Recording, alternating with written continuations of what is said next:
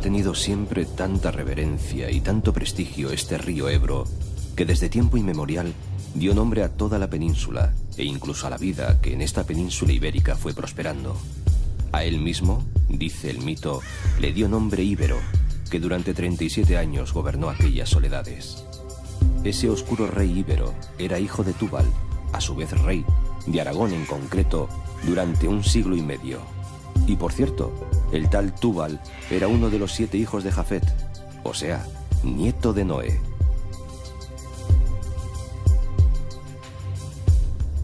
Corre así el Ebro directamente desde los dedos del dios de la Biblia. Las aguas siguen marchando y lo convierten en el segundo río más largo de los que mueren en el Mediterráneo, después del Nilo, y el segundo más largo y más caudaloso de la península. Lo primero que el ojo observa en la vida del gran río es el sometimiento con el que el hombre lo ha castigado. No solo fue parcialmente navegable por épocas, se cree que desde el mar hasta cerca de Logroño, sino que se ha procurado siempre sangrarlo y exprimirlo con gran denuedo. Unos y otros, y no siempre en paz fraternal.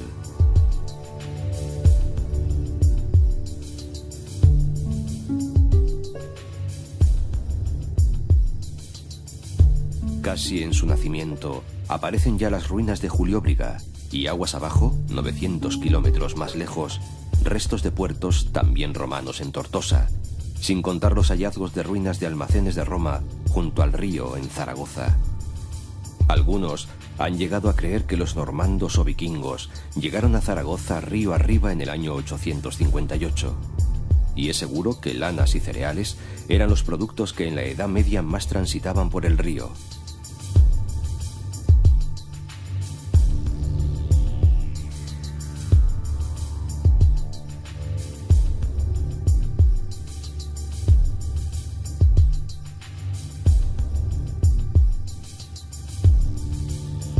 El poderoso Canal Imperial de Aragón, abierto en el siglo XVIII, facilitó mucho más el tráfico de barcazas con mercancías.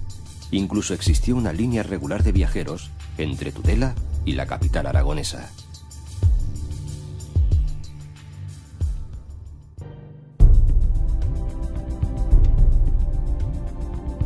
En un borde de los picos de Europa, en la sierra de Peñalabra, el pico Tres Mares no necesita explicar el significado de su nombre. Una gota de agua o de deshielo allí caída o formada puede resbalar hacia el Cantábrico como lo hará a bordo del río Nansa, al Atlántico conducida por el Pisuerga, o al Mediterráneo acogida por los ríos Íjar y Ebro, si es que los dos no son la misma cosa. Sentenciaba Gerardo Diego. Ni una gasa de niebla, ni una lluvia o cellisca, ni una dádiva de nieve, ni un borbollar de fuente candorosa dejó perderse. Entre las montañas, a veces de más de 2000 metros, 3 imprecisas y altas llanuras reciben el nombre de Campó.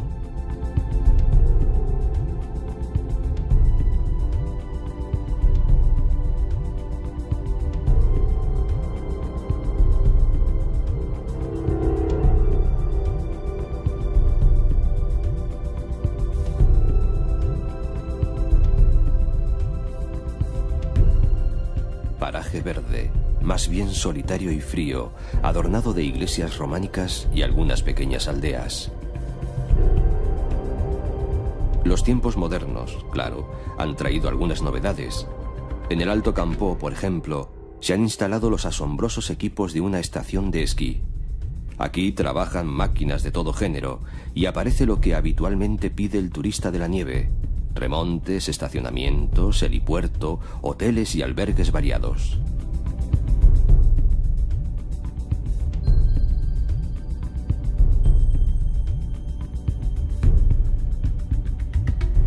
Alrededor de esta estación invernal del Alto Campó o Brañavieja se despliega el gran espectáculo natural de estas montañas, que son como el abrazo de las cordilleras Cantábrica e Ibérica.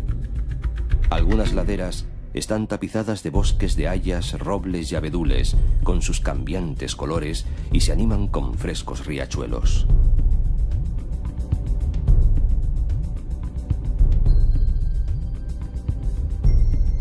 Estos valles de la Hermandad de Campo de Suso permiten la vida de una decena de pueblos casi alineados junto al curso del río Híjar, entre la estación y la capital de la comarca, Reinosa, unos 30 kilómetros.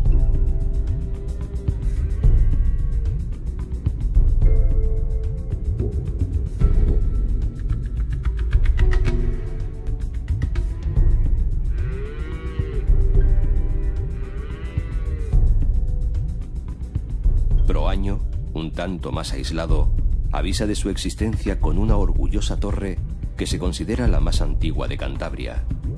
Perteneció a la familia de los Ríos y debió de ser levantada en el siglo XIII. Una casa gótica vecina alberga un importante legado bibliográfico.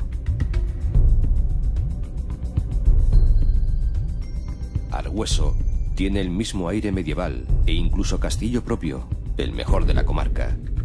Suma de 2 torres unidas por lienzos de muralla.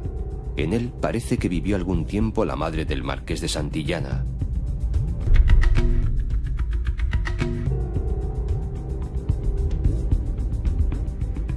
Desde las almenas puede contemplarse el vuelo de cernícalos, cuervos y águilas culebreras sobre el impresionante barranco.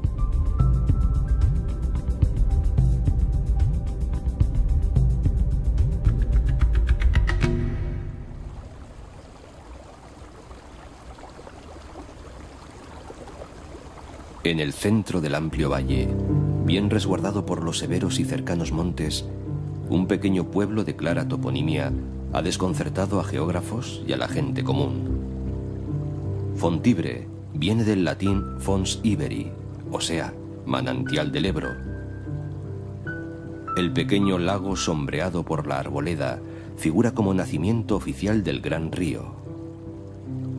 Mas parece que los 500 litros de agua por segundo que allí brotan de las rocas calizas son resurgencia de las aguas del Híjar, que las ha perdido más arriba, en la planicie de Espinillas y Paracuelles.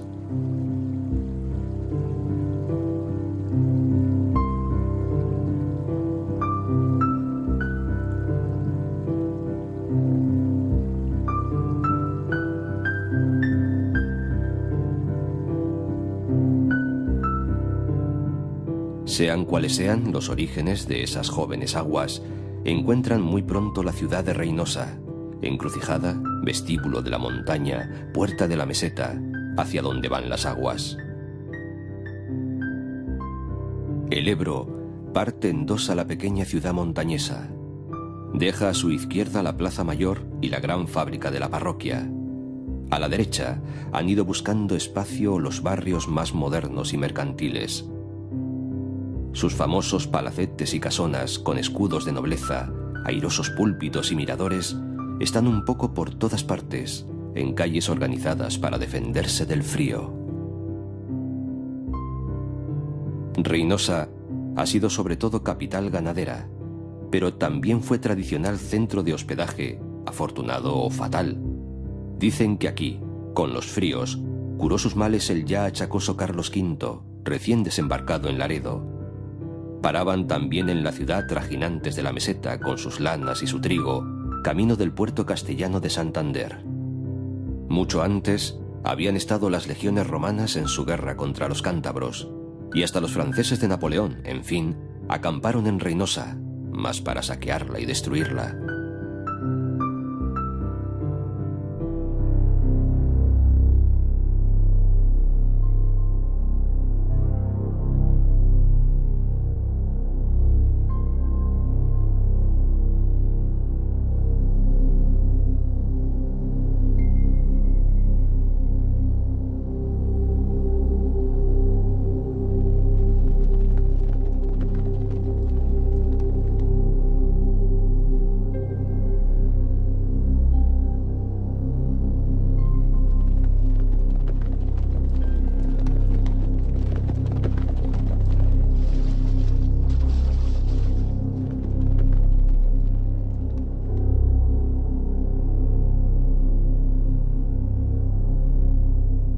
Afueras de la ciudad, en el llamado Campo de en medio, aparece ya el gran mar interior del embalse del Ebro, abastecido por el joven río y su hermano el Híjar. se construyó en el año 1913 y es uno de los ejemplos de regulación estacional de un río. En este gran valle acuático que retiene más de 500.000 de metros cúbicos, se ahogaron varios pueblos y unas cuantas minas de carbón. Procura hoy gran provecho para generación eléctrica y bombeo de aguas para regadío, y da refugio a miles de aves acuáticas.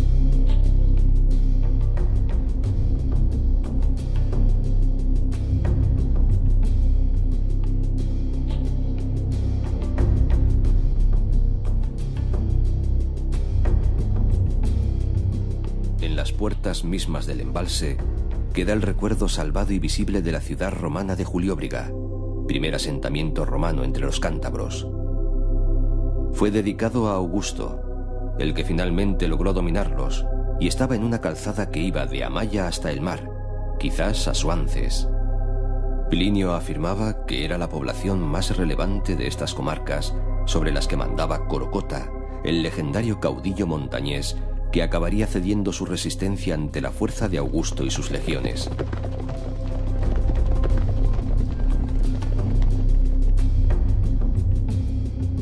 Son tierras de escasa población y mucho desconocimiento, también de gran carácter y hermosura. Casi cada pueblo tiene un regalo que ofrecer. Bustamante, su gran torre, la más alta de Cantabria. Monegro, la ermita de las Nieves.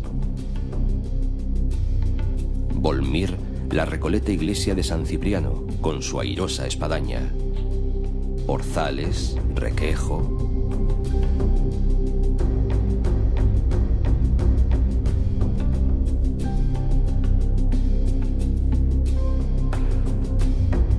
Casi en el extremo oriental del embalse, al borde de la provincia de Burgos, al lado del puerto del Escudo, una estación balnearia con más de 80 años de antigüedad exhibe el encanto de sus elegantes edificios.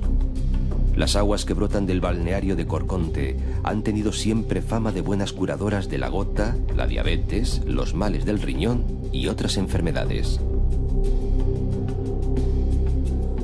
En el costado meridional del embalse, un puñado de pueblos, tanto cántabros como burgaleses, muestran algunas heridas causadas por las aguas. Llano estuvo a punto de desaparecer y perdió por completo su ermita del Avellanal. La de San Martín, en Renedo, logró salvarse, aunque con las aguas casi pegadas a sus muros. Frente a Villanueva de las Rozas todavía destaca la espadaña de su iglesia parroquial.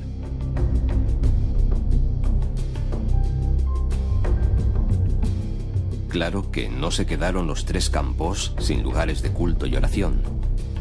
Desde hace 1200 años sigue en su sitio el cenobio de Montes Claros, erigido como consecuencia de la aparición de una imagen de la Virgen en una cueva. El actual santuario fue construido sobre una iglesia rupestre.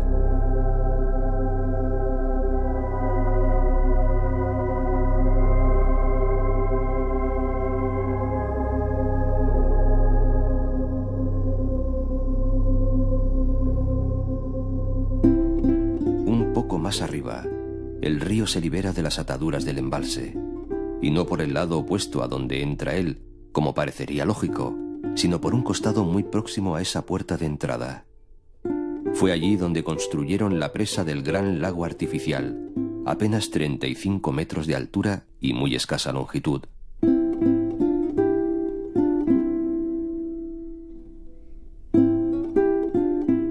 Entre alturas, que con frecuencia superan los 1200 metros, el río se muestra bravo y salvaje. Unas cuantas poblaciones, Aldea de Ebro, Bárcena, no se asustan de asomarse a su corriente, que se abre camino por valles cerrados. La comarca empieza a llamarse ya Valderredible. Canta Gerardo Diego. El Ebro canta y canta. La lanza en ristre acomete molinos, puentes embiste. Primavera de hojillas, juncos y mimbres. En flor, todas tus frutas, Valderredible. Y en ella, a partir del portón que el río cruza en Villanueva de la Nía, se esconden unas cuantas joyas secretas. Si en Aldea de Ebro sobrevive una hermosa ermita románica, más al sur se oculta toda una colección de pequeñas iglesias rupestres, es decir, excavadas en la roca. Santa María de Valverde es la más grande de todas. Íntimas, extrañas, casi olvidadas, no son ciertamente fáciles de encontrar, y eso precisamente pretendieron sin duda sus arquitectos, cristianos primitivos asustados de las invasiones africanas y de la soledad de sus dominios.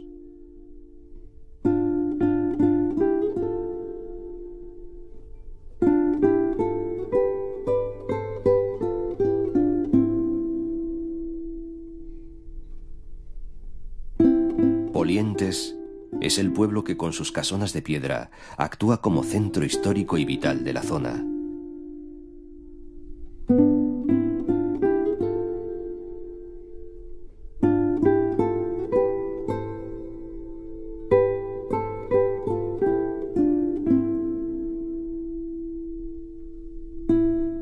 Muy cerca, el templo más emocionante y suntuoso de Valderredible, que no está excavado, sino orgullosamente erecto entre verdes prados y tranquilas arboledas compañeras del río. Se trata de San Martín de Elines, que se levantó sobre un monasterio mozárabe que se había arruinado en el año 1102. La iglesia sucesora es descaradamente románica, muy esbelta, de una sola nave, llena de monumentales esculturas e incluso de restos de pinturas de la misma época. Su delgada torre parece un hito que fijara en la distancia la dignidad y la elegancia de este templo campestre. En flor tus nuevas niñas abriles, en flor tus capiteles, Martín de Elines.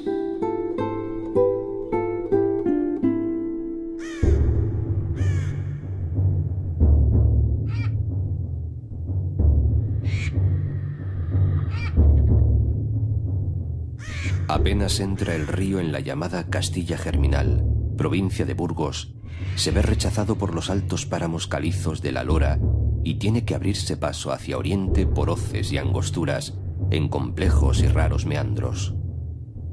La profundidad de las gargantas alcanza a veces los 200 metros en un espectáculo admirable de rocas y verdor.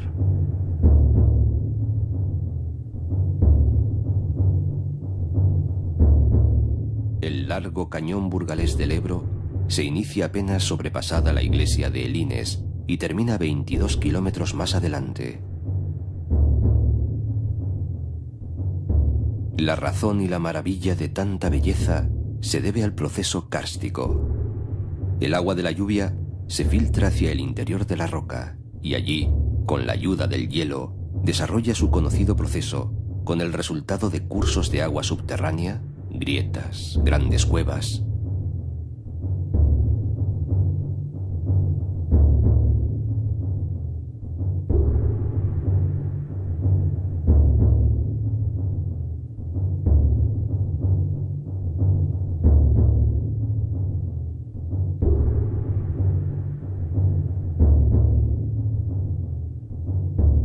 Donde el espectáculo del cañón del Ebro ofrece su mayor majestad es en Orbaneja del Castillo.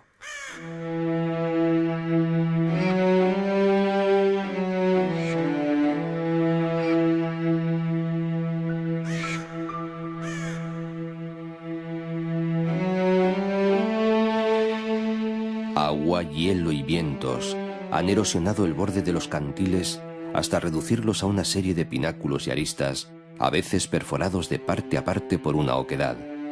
La imaginación puede conceder a tales figuras pétreas los atributos que desee.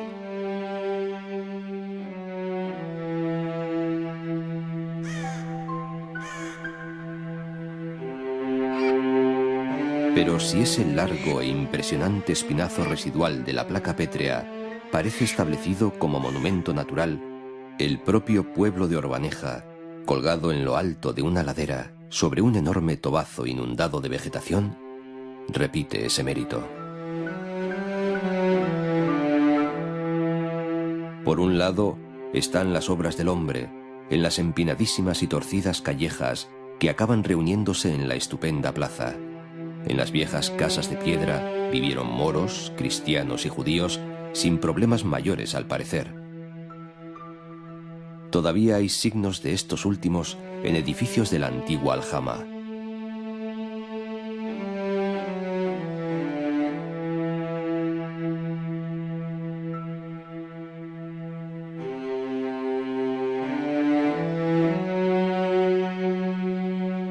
Claro que tampoco ha sido avara la naturaleza en el pueblo mismo. Bajo su entraña, en el interior de una caverna, brota un río que regala espuma y rugidos al caer sobre una poza cristalina 20 metros más abajo.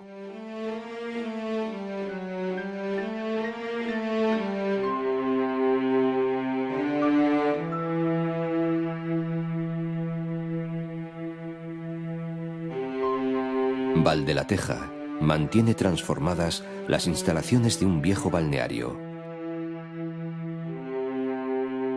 Mayor antigüedad tienen el castro y el despoblado de Siero. Hubo aquí una fortaleza de cierto empaque cuando las primeras poblaciones de Iberia, pero nada queda de ella, solo el recuerdo de las gentes romanas que aquí se asentaron más tarde.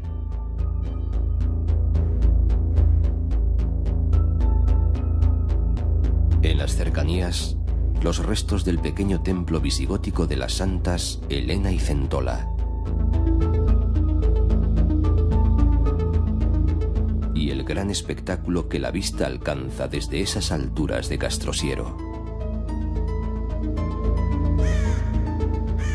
Un gran estrépito que no asusta a los buitres que vuelan cansinamente por el cielo, delata la unión del Rudrón, que no es un río cualquiera, como escribía Ridruejo, y el Ebro. Aquí termina el hondo, angosto y sinuoso cañón, a casi 300 metros de abismo, junto al pueblo de Pesquera de Ebro, cuyo nombre explica bien que fue rico en peces.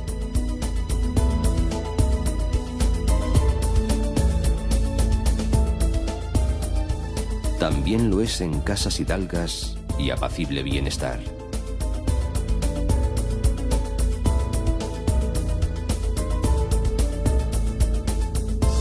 Cuando llega a la ilustre merindad de Valdivielso, en el arranque del valle de igual nombre, toma ya su definitivo rumbo a oriente. El valle es idílico, de frondosidad íntima, frutales, bosquecillos de hayas, cajigas en los hondones, mucha flor que las abejas transforman en miel.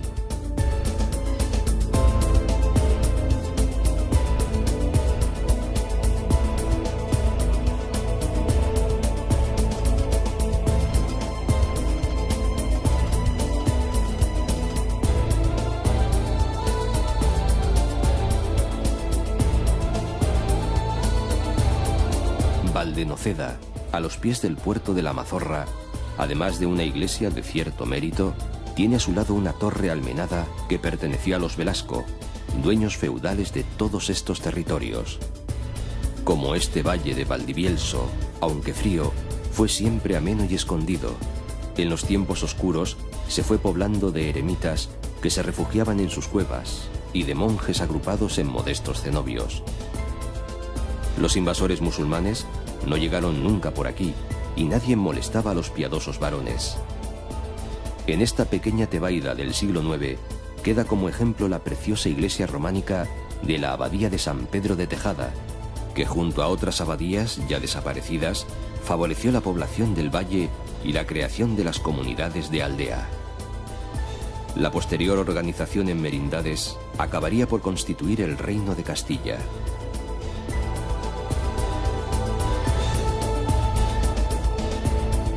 El río contiene su vigor en el embalse de Cereceda y no parece interesado en visitar la ilustre villa de Oña, que ha de contentarse con la modestia del afluente Oca, que es el río de la Bureba.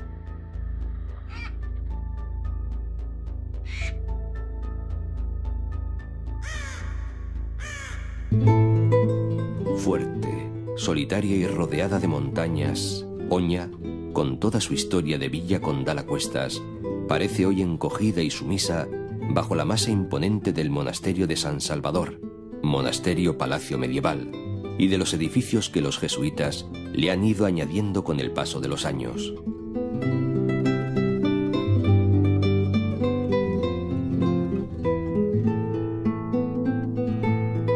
La abadía fue en sus comienzos en el 1012, lugar de retiro de una hija del rey Sancho García, aunque cenobio mixto. Pasó luego por tantas manos y poderes que no sorprende la acumulación de estilos entre el románico y el clasicismo prebarroco.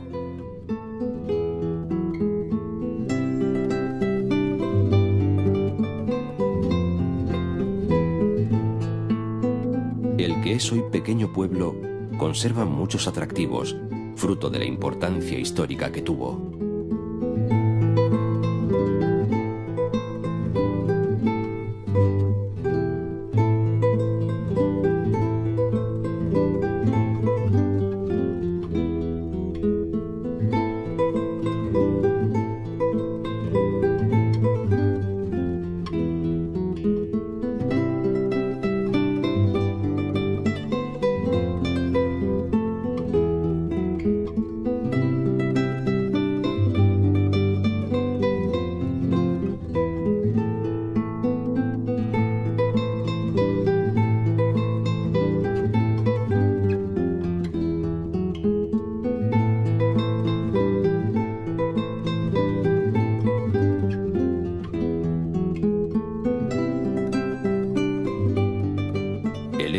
Se tranquiliza y expande entre praderíos y los peñascos de las sierras que lo contemplan.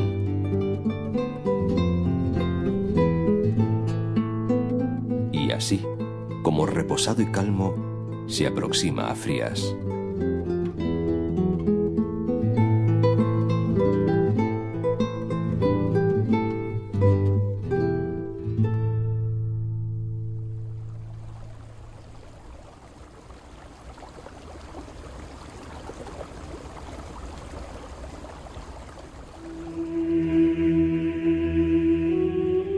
Bajo el poblado y casa fuerte de los Velasco, cruza el río un largo y elegantísimo puente gótico, puesto de peaje de los omnipotentes condes.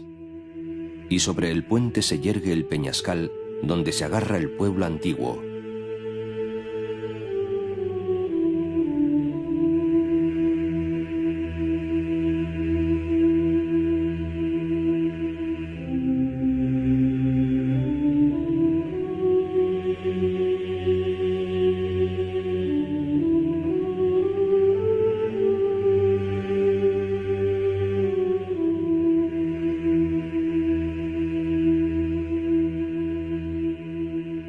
Y en una de sus puntas, el castillo, cuya torre principal parece prendida en amenazante equilibrio.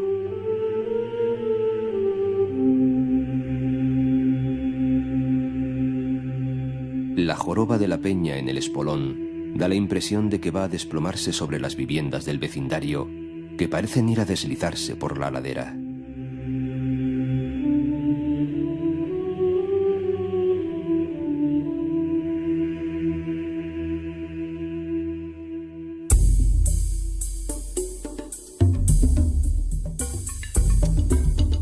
Por el apacible valle de Tobalina, casi paralelo a la sierra de Pancorbo, se esparce un puñado de pueblos pequeños y de escasa entidad y fama, salvo quizás Santa María de Garoña, y sencillamente por tener en su suelo la más antigua central nuclear de España, instalación hoy menor en un meandro estrangulado del río.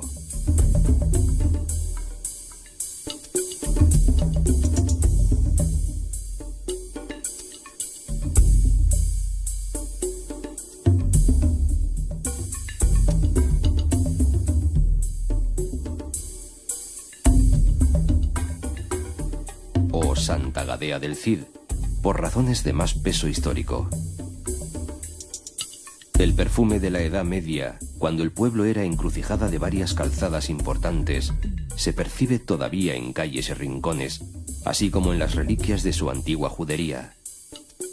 No ocurrió aquí el famoso juramento real, que se produjo en una iglesia de la capital, por lo que el actual apellido del pueblo es un tanto extemporáneo.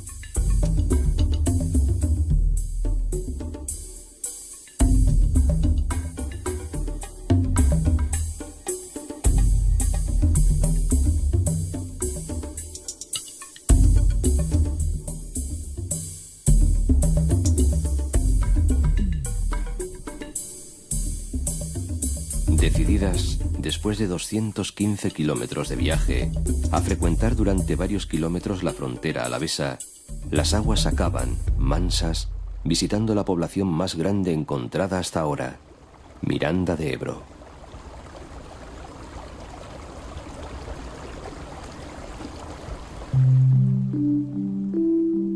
Un puente divide hoy las dos bandas de la población, la alavesa o de San Nicolás, hoy del Espíritu Santo, y la burgalesa, más antigua, o de San Martín.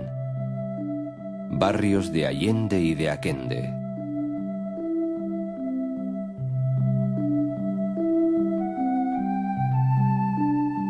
Las casas se asoman al río y en él se reflejan, cosa muy rara en España.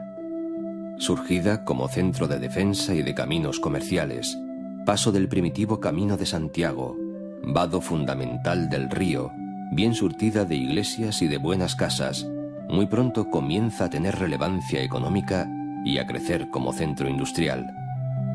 Nunca perdería ese carácter hasta nuestros días. El vistoso puente de Carlos III, que en 1780 sustituyó al medieval, adornado con leones y escudos, sería como el símbolo de esa vocación comercial fronteriza.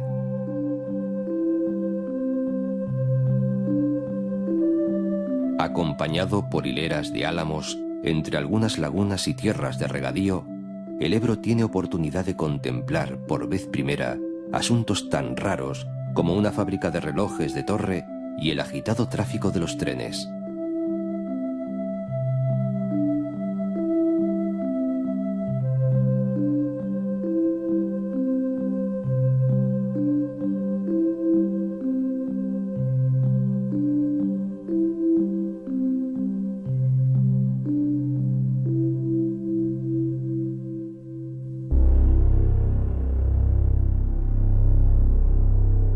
En el Alfoz de Miranda, cerca del pico alavés de Toloño, tropieza el río con los últimos pueblos de Burgos y los limítrofes de Álava y La Rioja, un territorio de tanta riqueza como historia.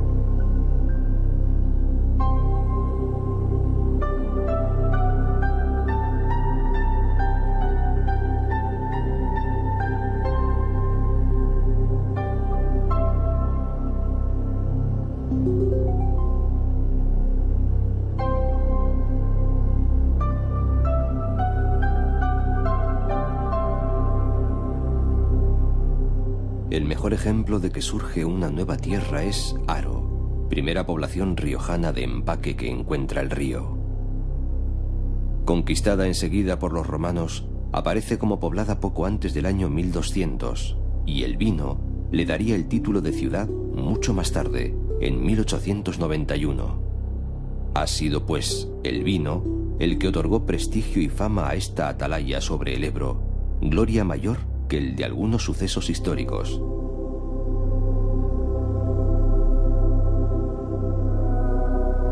A partir del siglo XVI, el ensanche fuera de la muralla conformó un casco antiguo lleno de construcciones nobles, iglesias y palacios. Hace unos 150 años, cuando los franceses vieron arruinadas sus cosechas de Burdeos a causa del mildiu, decidieron comprar grandes cantidades de vino en Haro y en otros lugares de España, especialmente a La Rioja. Decisión que se repetiría 15 años después, en 1867, con la aparición de la filoxera. Eso significó una nueva prosperidad para Haro, y de ahí surgen riquezas nuevas como su teatro, la plaza de toros, el alumbrado público y numerosas bodegas organizadas al estilo francés, con una estación enológica creada en 1892.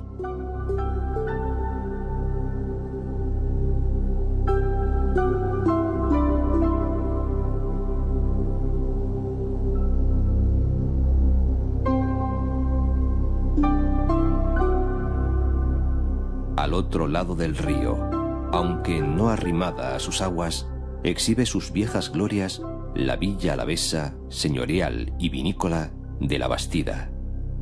Ya la etimología de su nombre evoca un carácter defensivo, innecesario en la actualidad.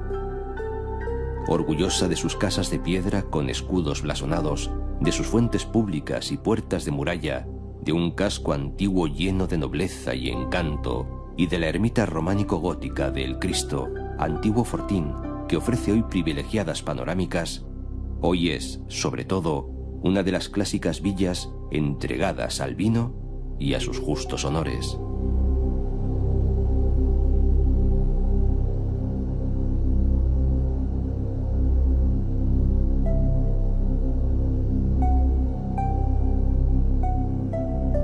Lo mismo que pueblos más pequeños, como Ollauri y Briones, riojanos los dos, o el pulcro y acogedor Samaniego, de nuevo en Álava. En esta villa, además de una buena iglesia y casonas que son santuarios del vino, queda en pie un torreón circular de las fuertes defensas que tuvo en la época en que la disputaban Navarra y Castilla.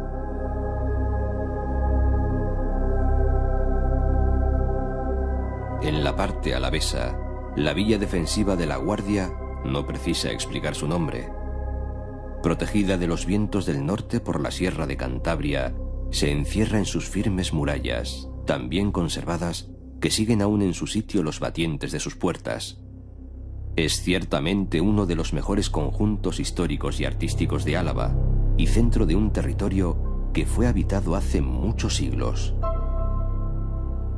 Si todo el subsuelo está prácticamente hueco a causa de sus notables bodegas, sobre la roca aparecen formidables estructuras, como la torre abacial, de orígenes templarios, o la iglesia paredaña de Santa María de los Reyes, cuyo pórtico policromado es una de las fachadas góticas más admirables de Europa.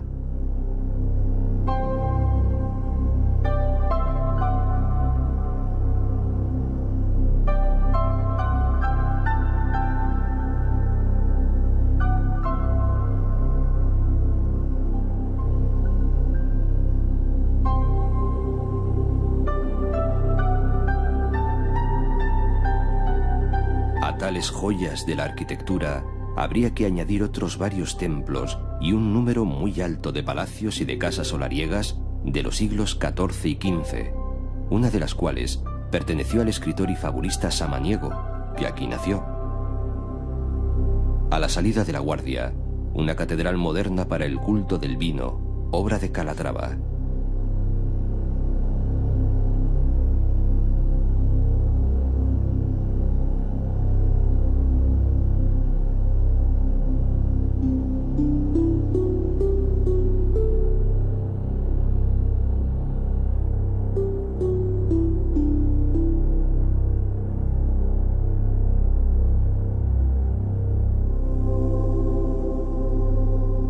De la cercana y verde Sierra de Cantabria baja al Ebro un puñado de arroyuelos de cauce cíclico.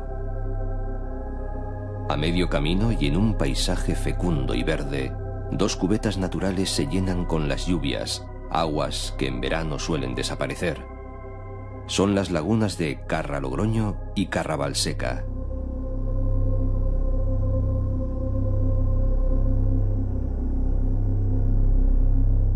Algunos de aquellos modestos arroyos que pasean entre viñas se juntan en El Ciego, villa a la que Felipe II emancipó de La Guardia en 1583.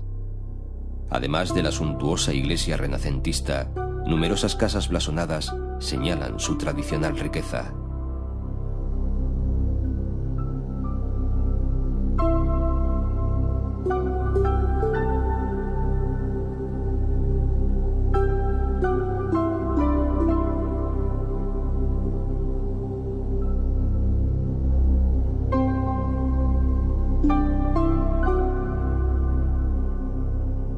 Junto a las aguas, la Puebla de la Barca debe su nombre al transporte con el que desde aquella orilla se cruzaba un río que en ocasiones venía muy crecido y que escaseaba en puentes.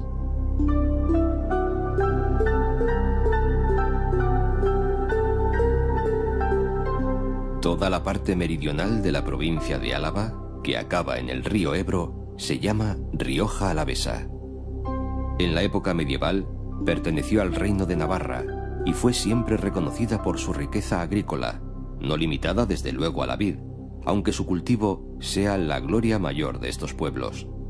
Se cree que existen unas 26.000 parcelas de viñedo. La mitad de los pequeños viticultores elaboran su propio vino y dejan una cantidad de uva liberada para un mercado comparativamente menor que en otros términos riojanos.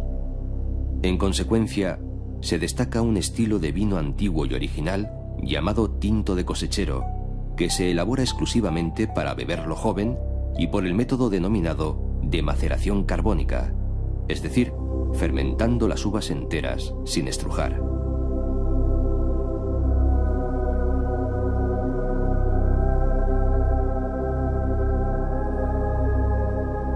Muy pronto, en el siglo XVIII, y por obra del canónigo Manuel Quintano y en el siguiente del Marqués de Riscal, se importaron los métodos de elaboración de los chateaux bordeleses, criando los vinos en barricas de roble.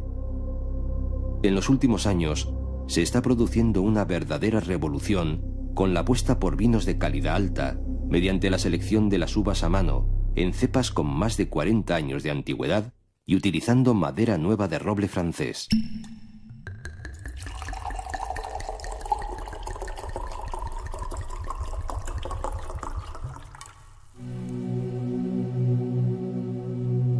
En la margen derecha del río, que pertenece a la comunidad autónoma de La Rioja, el proceso es similar, como la propia historia política y agrícola. A una decena de kilómetros de Haro, en lo que suele denominarse Rioja Alta, la plaza fuerte de Briones, encaramada en un teso, vio el final de las luchas territoriales entre los reyes de Castilla y de Navarra en 1372. También en la villa se celebró el matrimonio de la princesa castellana Leonor con Carlos, hijo del rey navarro. El casco viejo, de calles tortuosas y estrechas, acoge un grupo de edificios de piedra arenisca, a veces asoportalados y con blasón en sus fachadas.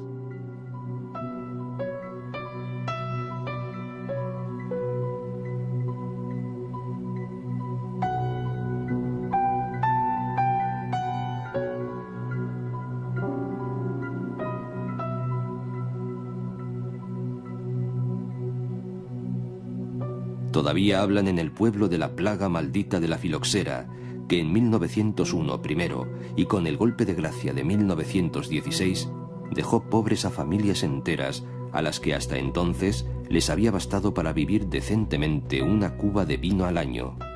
Briones no logró recuperarse.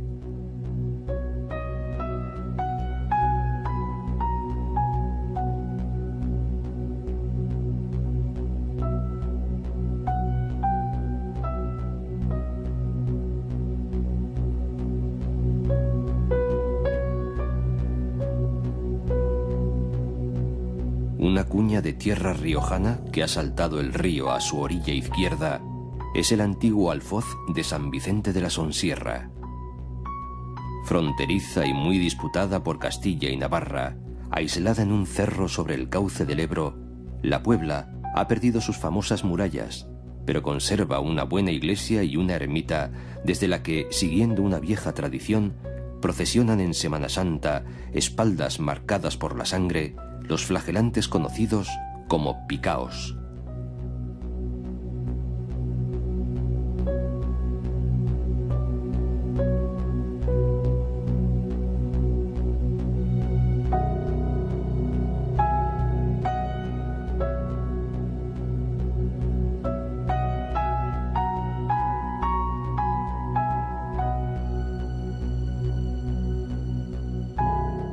Todos los pueblos que se asientan junto a sus lentos meandros aparecen serenos y ricos. Hay un motivo evidente. Sus nombres figuran en las mejores botellas que se descorchan en todo el mundo: San Asensio, Cenicero, Fuenmayor.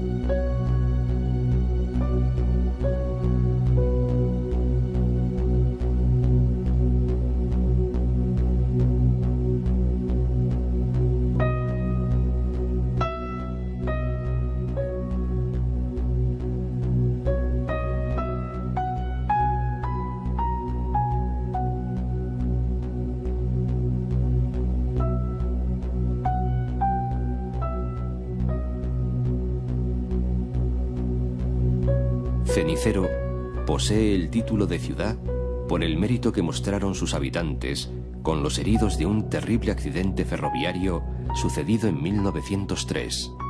El rey la premió con ese honor. A ambos lados del puente de 11 arcos que salva un barranco, prácticamente cada casa tiene debajo una bodega. A veces, casa y bodega pertenecen a distinto propietario. Tanto Cenicero como Fuenmayor tuvieron triste relevancia durante la Primera Guerra Carlista, con incendios causados por Zumalacárregui y ruidosas arengas de Espartero desde el balcón. Y tiene, de esos lances, su propia heroína, Benita Hernáez de Bastida, que entre su vida y la traición se negó a proponer a los suyos, encerrados en la iglesia, la rendición a los carlistas que pegaron fuego al templo.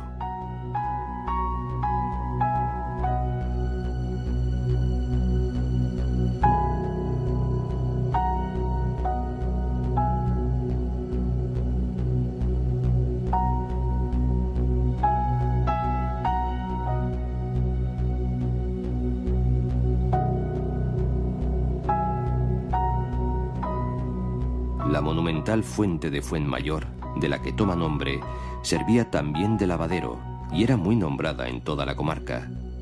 Se cree que estuvieron por aquí asentados los romanos y quiere la leyenda que 3 capitanes victoriosos de una batalla que nunca existió, la de Clavijo, refundaran la Puebla de Fuenmayor en razón de la fertilidad de sus campos.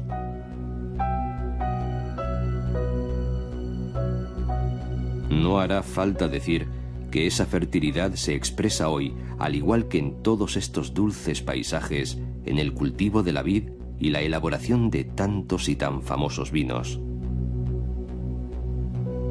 Desde 1788, el Palacio de los Marqueses de Terán fue la sede de la Real Junta de Cosecheros de La Rioja, aprobada por el Consejo de Castilla.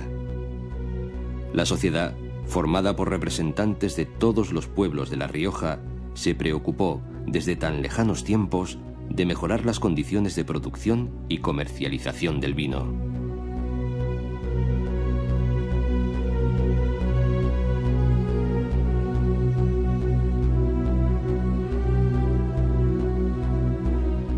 Una pausa en el camino con el recuerdo de Miguel de Unamuno. Agua que llevas mis sueños en tu regazo a la mar, agua que pasa soñando tu pasar en tu quedar.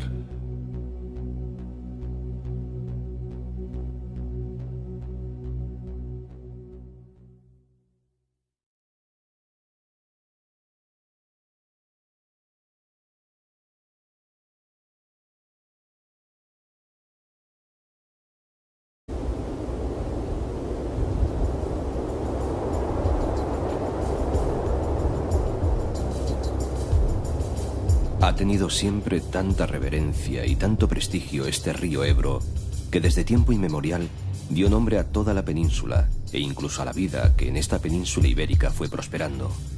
A él mismo, dice el mito, le dio nombre Íbero, que durante 37 años gobernó aquellas soledades. Ese oscuro rey íbero era hijo de Túbal, a su vez rey, de Aragón en concreto, durante 1 siglo y medio. Y por cierto, el tal Túbal era uno de los 7 hijos de Jafet, o sea, nieto de Noé.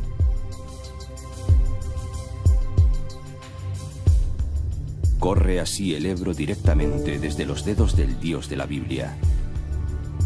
Las aguas siguen marchando y lo convierten en el segundo río más largo de los que mueren en el Mediterráneo, después del Nilo, y el segundo más largo y más caudaloso de la península. Lo primero que el ojo observa en la vida del gran río es el sometimiento con el que el hombre lo ha castigado.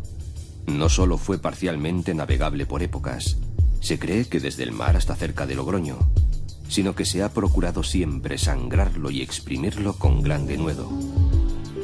Unos y otros, y no siempre en paz fraternal.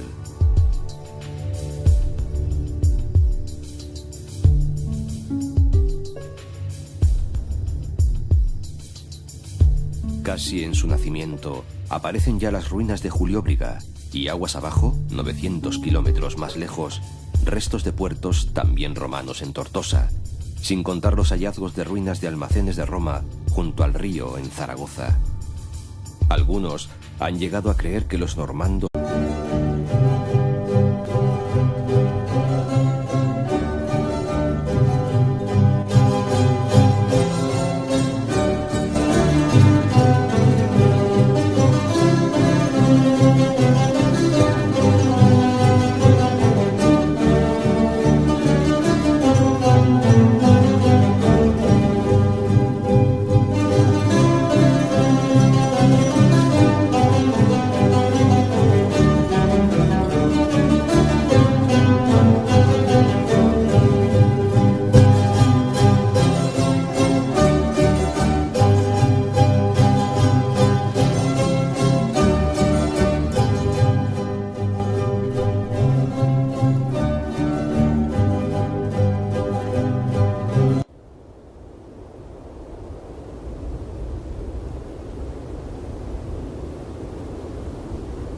una gota de agua o de deshielo allí caída o formada puede resbalar hacia el Cantábrico como lo hará a bordo del río Nansa, al Atlántico, conducida por el Pisuerga, o al Mediterráneo, acogida por los ríos Íjar y Ebro, si es que los dos no son la misma cosa.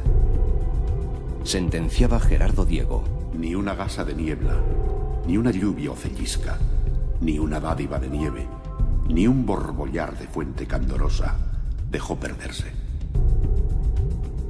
Entre las montañas, a veces de más de 2000 metros, tres imprecisas y altas llanuras reciben el nombre de Campo.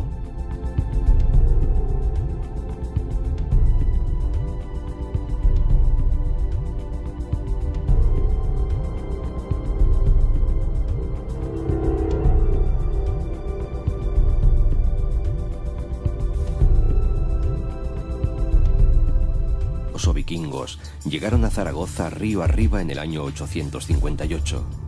Y es seguro que lanas y cereales eran los productos que en la Edad Media más transitaban por el río.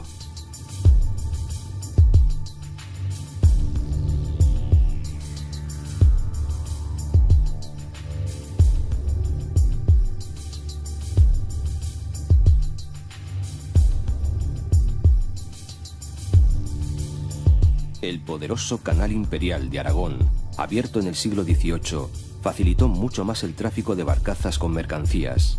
Incluso existió una línea regular de viajeros entre Tudela y la capital aragonesa.